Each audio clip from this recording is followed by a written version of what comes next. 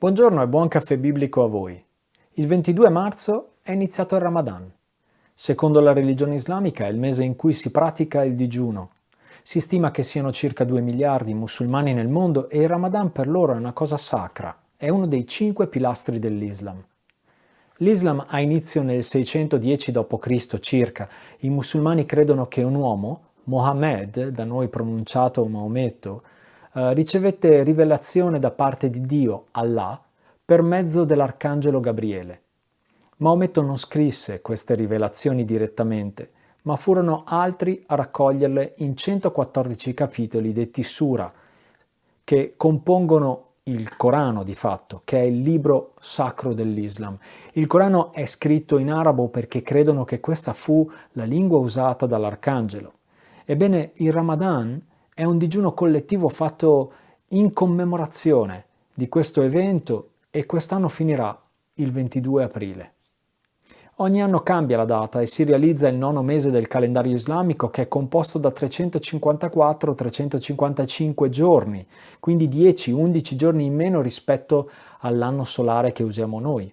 È una festività sacra e non ha a che vedere solo col non mangiare durante il giorno, ha a che vedere con la preghiera, ma anche con sacrificare le cose che diamo per scontate, tipo il cibo e l'acqua, ma anche astenersi da fumare, da pensieri negativi, da cattive intenzioni o dal sesso, e mi si perdoni se non le ricordo tutte.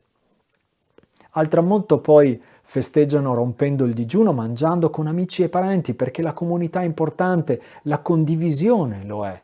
Tanto che il Ramadan è interconnesso a un altro dei 5 pilastri dell'Islam, che è lo zakat, l'elemosina, cioè il condividere il proprio benessere, il proprio denaro, le proprie risorse con altri.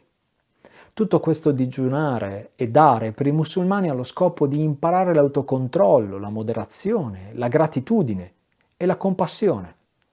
Infatti, quando rinunci a necessità basilari come mangiare e bere durante il giorno per un mese, cosa impegnativa, tendi a capire di più coloro che per povertà e problemi sono costretti ad affrontare queste negazioni e questi problemi ogni giorno.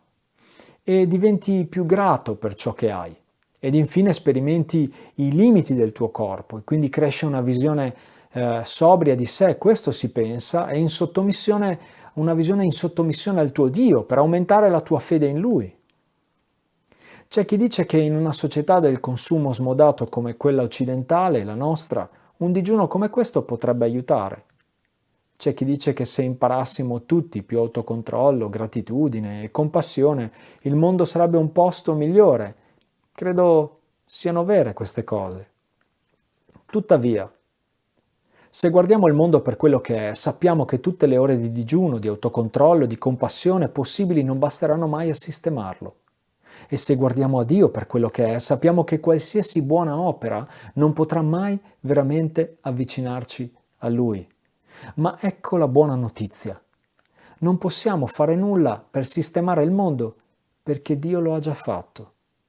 Immagina questo, non sarebbe fantastico se invece che inseguire un impossibile sentiero che speri ti faccia salire sino a Dio, fosse Dio stesso a scendere verso di te? Non sarebbe meraviglioso? Ebbene, permettimi di presentarti Gesù, il Dio che scende e allunga la mano verso di te, che allarga le braccia e ti adotta nella sua famiglia, togliendo ogni vergogna e ogni rigetto da te e condividendo l'onore che solo Lui, il Re dei Re, può avere. Durante il Ramadan c'è un giorno importantissimo, definito la notte del destino, durante la quale i musulmani credono che tutti i loro peccati, i passati, possono essere perdonati attraverso sincere preghiere. Non vi è piena certezza di questo, tuttavia. Non sarebbe fantastico se qualcuno invece avesse già pagato per i tuoi peccati? Ebbene, di nuovo permettimi di presentarti Gesù, colui che si è offerto in sacrificio per i tuoi e per i miei peccati. Possa Dio trovarti lì dove sei oggi. Dio ti benedica.